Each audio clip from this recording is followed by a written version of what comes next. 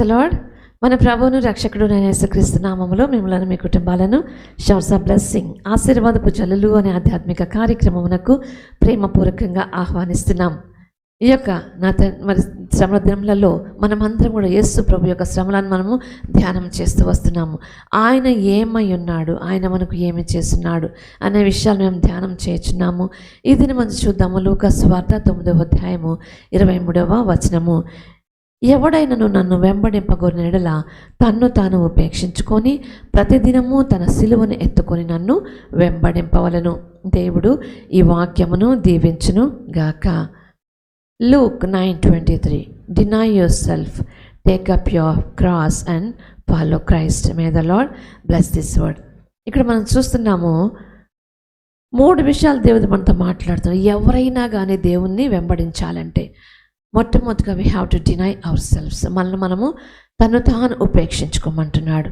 అలాగే ప్రతిదినము తన సిలువను ఎత్తుకోవాలి. అలాగే ఆయనను వెంబడించాలి. మనం ఉపేక్షించుకుంటా అనగా మనం చూసినట్లయితే మనకున్నటువంటి ఈగో, మనకున్నటువంటి మరి స్వార్థము, ఇవన్నిటి కూడా మనం పక్కన పెట్టాలి. మనలో ఉండే గర్వము, వీటన్నిటిని కూడా పక్కన పెట్టుకొని మనలో ఉన్నటువంటి మరి మనము చాలా గొప్ప అని కొంతమంది అనుకుంటూ ఉంటామండి. ఒక తల్లి వచ్చింది యేసు ప్రభు దగ్గరకు వచ్చి, అయ్యా నా 2 కుమారుల్లో ఒకరిని నువ్వు మరలా పరలోకం తిరిగి వచ్చేటప్పుడు నువ్వు ఒకరిని కుడివైపున ఒకరిని ఎడమవైపున నువ్వు పెట్టుకోయ్యా అని అడిగితే, సమస్తం కూడా దేవుని చిత్తమమ్మా, ఇది నా చిత్తం కాదు. ఎవరైతే మరి దేవుని యొక్క మరి చిత్తం నెరవేరుస్తాడో వారే నా ప్రక్కన ఉంటారు అని చెప్పేసి ఆయన చెప్పినట్లుగా చూస్తున్నామండి.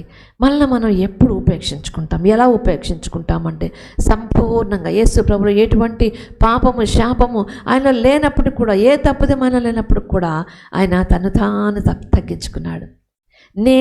నేను అనేటువంటి ఈగోను దేవుడు తీసివేశాడు.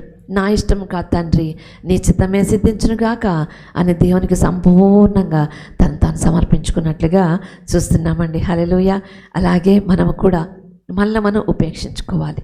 మనలో ఉన్నటువంటి ఈగోస్ అన్నిటిని కూడా మనము ఉపేక్షించుకోవాలి.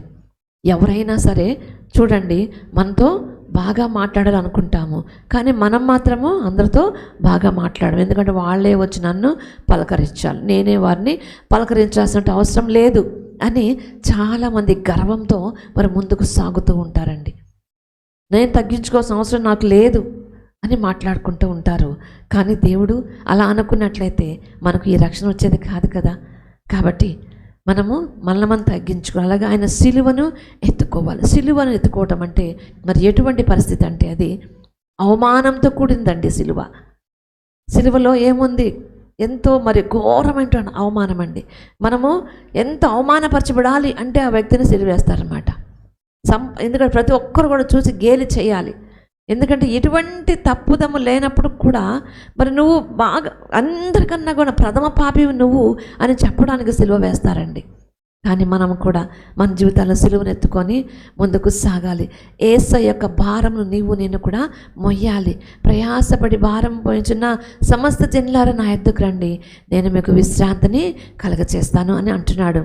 అలానే మరి మీరు నా యొక్క సిలువ మొయ్యండి అని దేవుడు చెప్తున్నాడు.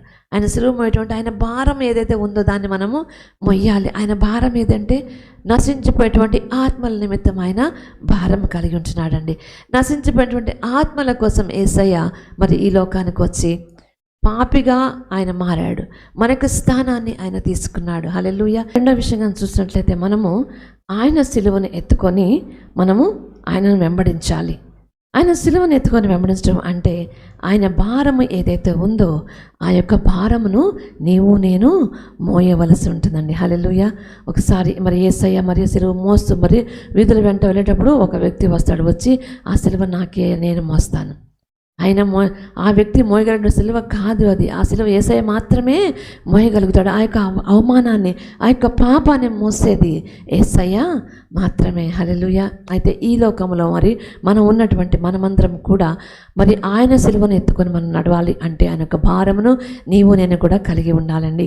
అలానే కేవలము సిలువను ఎత్తుకోవటం మాత్రమే కాదు, కానీ ఆయనను వెంబడించి ఆయన ఎలా నడిచాడో, ఆయన ఎలా ఎటువంటి మరి తప్పిదము లేకుండా జీవించాడో ఆ విధంగా నీవు నేను కూడా జీవించవలసిన వారముగా ఉంటున్నాము. హల్లెలూయా.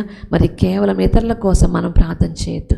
ఇతరుల కోసమే బైబిల్ చదువుతాం, ఇతరులకు ఏమైనా సరే మనము కౌంటర్ ఇవ్వడానికి బైబిల్ చదువుతూ ఉంటామండి. కానీ మన కోసం దేవుడు మనతో మాట్లాడాలని ఆశిస్తూ మనము బైబిల్ చదవాలండి. హల్లెలూయా.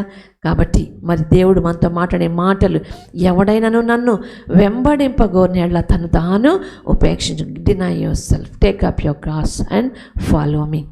దేవుడి వాక్యము దీవించును గాక. ప్రార్థన చేసుకుందాం. మహాపరిశుద్ధుడా, మహోన్నతుడా, మా మంచి యేసయ్య, నీ పరిశుద్ధ నామమునకు స్తుతులు స్తోత్రములు తండ్రి. దేవానికి వందనములు చెల్లించుకుంటాం నాయన.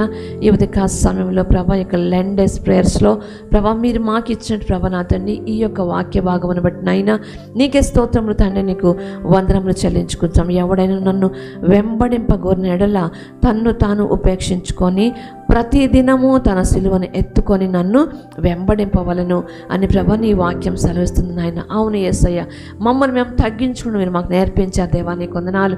అలాగే నన్ను అనుదినము కూడా మీ యొక్క సిలువను మోసేటువంటి ధన్యతను మీరు మాకు అనుగ్రహించవలసిందిగా వేడుకొంచున్నాం యేసయ్య.